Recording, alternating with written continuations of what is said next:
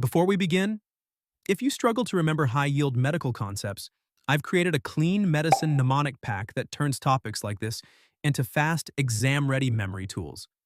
Link is in the description below. Now let's break lactose intolerance the simple way.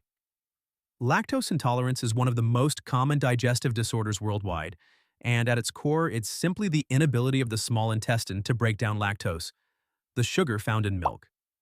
The entire problem comes down to one enzyme, lactase, which normally sits on the brush border of the small intestine.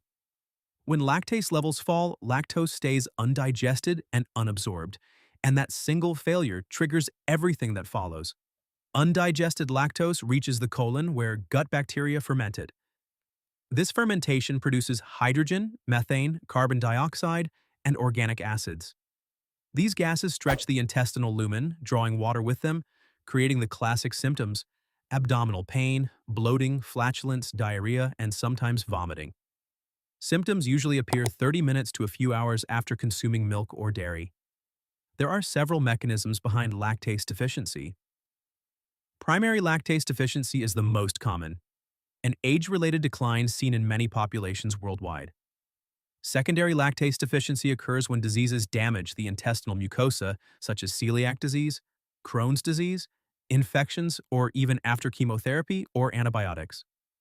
Congenital lactase deficiency is extremely rare and presents early in infancy. Diagnosis is mostly clinical. If symptoms clearly follow dairy intake and improve when dairy is avoided, that alone is often enough.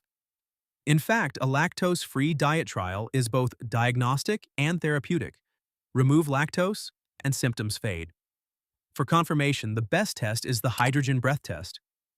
After drinking a lactose load, a rise in breath hydrogen levels is considered diagnostic. The oral lactose load test is the best initial test, where symptoms are observed after ingesting lactose. A small bowel biopsy is rarely used, but when done, it can differentiate primary from secondary lactase deficiency by showing mucosal injury in secondary causes. The most important differential to rule out is celiac disease. Both conditions cause bloating and diarrhea, but celiac disease shows symptoms linked to gluten ingestion, may have weight loss, anemia, and has negative hydrogen breath testing for lactose. Management is straightforward. First-line treatment is dietary lactose restriction. Patients can reduce or avoid milk, switch to lactose-free products, or choose fermented dairy like yogurt, which is naturally easier to digest. Lactase enzyme supplements taken orally with meals are highly effective and widely available. In secondary lactase deficiency, the key is treating the underlying disease.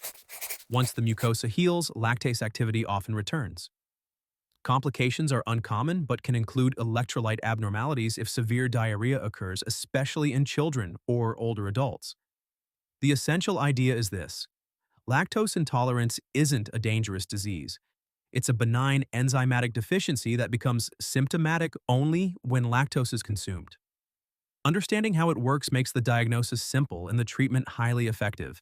This is the Why Medic. Subscribe for more high-yield topics.